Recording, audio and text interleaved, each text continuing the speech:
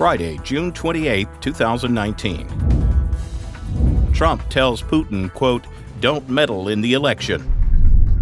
President Trump called on Russian President Vladimir Putin to stay out of the 2020 presidential election, but the tone of his comment was open to interpretation. Trump and Putin had just given brief opening remarks when Mr. Trump was asked by a reporter if he would raise the election issue.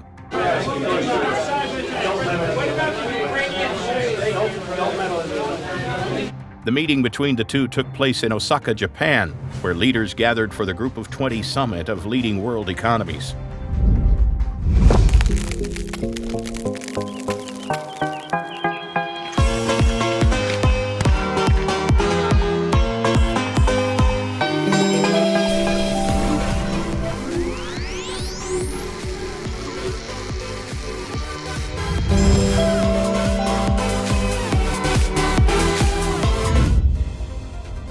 Double suicide attacks shook Tunisia's capital Thursday, even as the country was plunged into uncertainty with the hospitalization of its president.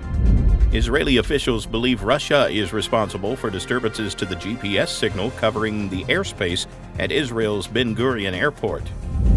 Senior politicians in Britain's Labour opposition expressed fury with their party on Thursday for readmitting a lawmaker who was suspended over comments he made about anti-Semitism. U.S. doesn't want war with Iran, but wants to be ready.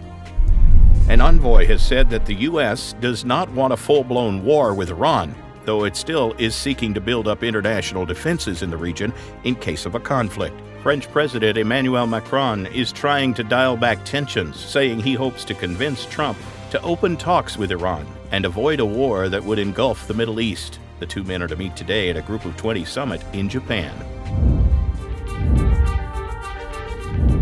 The Supreme Court has allowed severe partisan gerrymandering to continue.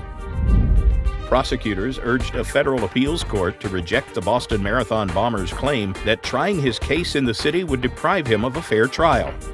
President Trump's former campaign chairman Paul Manafort on Thursday pleaded not guilty to mortgage fraud charges.